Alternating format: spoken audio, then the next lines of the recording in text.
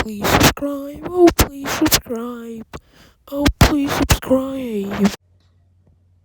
Yo, bro, can I live near you? I'd be fine with that. If he was like over there or something. Yeah, go for it. All right. I'm curious to see this guy's house. Perfect. Okay, so he's built it. Oh, that is not what I meant. Can you move it? Yeah, that's a bit insane, bro. All right, hopefully he's moved it. Yep, okay. Where did he move?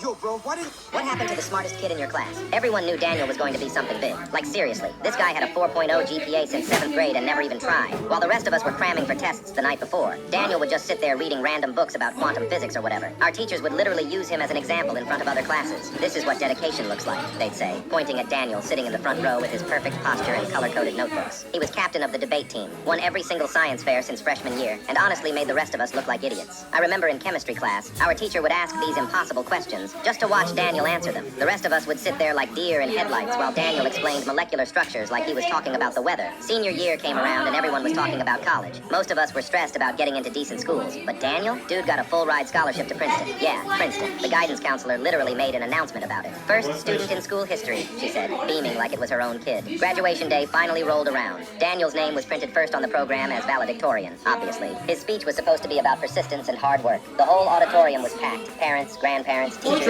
even people from the local newspaper ready to take pictures of our golden boy. Principal Johnson called his name to the podium. Ladies and gentlemen, your valedictorian, Daniel Williams. The crowd started clapping. Daniel stood up from his seat in the front row, straightened his cap, and started walking toward the microphone. Everyone was expecting this inspiring speech about following your dreams and working hard, but then he just stopped. Right there in front of the podium, he paused, looked out at all of us, then turned around and walked straight toward the exit doors. At first, people thought it was some kind of joke, like maybe he forgot something or had stage fright, but he kept walking, pushed open those heavy auditorium doors and just disappeared. The whispers started immediately. What's wrong with him? Is he sick? Did he have a panic attack? Principal Johnson tried to play it off, saying Daniel wasn't feeling well and they'd reschedule his speech. But you could tell everyone was confused as hell. After graduation, nobody really knew what happened. Daniel just vanished. Didn't show up to grad parties, didn't post anything on social media. It was like he fell off the face of the earth. Some people said he had a nervous breakdown from all the pressure. Others thought he was protesting something. Then, about a month later, my friend Jake, who worked at the grocery store downtown, told me something that made my stomach drop. He said Daniel had been working there for over a year, during lunch periods and after school. Not just working, taking extra shifts, covering for people, staying late every single night. That's when the truth started coming out. Daniel's mom had been battling cancer for the past 2 years, stage 4. She was getting treatments at the hospital 3 towns over, and their insurance barely covered anything. Daniel's dad had left when the diagnosis came in, just packed up and disappeared one day, leaving Daniel and his mom with a mountain of medical bills. All those times we thought Daniel was just naturally smart and didn't need to study, he was actually pulling all-nighters, not for homework, but to help his mom with treatments and medications. He'd drive her to chemo sessions at 5 in the morning, then rush back to school and pretend everything was normal. During lunch, when we were all hanging out, he was stocking shelves at the grocery store to pay for her medications. The Princeton scholarship, Daniel never even sent in his acceptance letter. He couldn't leave town. His mom needed him. And that perfect GPA he maintained while working and caring for a dying parent, that wasn't just smart. That was superhuman. The reason he walked away from the podium that day was because he couldn't stand up there and talk about persistence and hard work when everyone thought his success came easy. He told Jake later that he felt like a fraud. Here were all these parents and teachers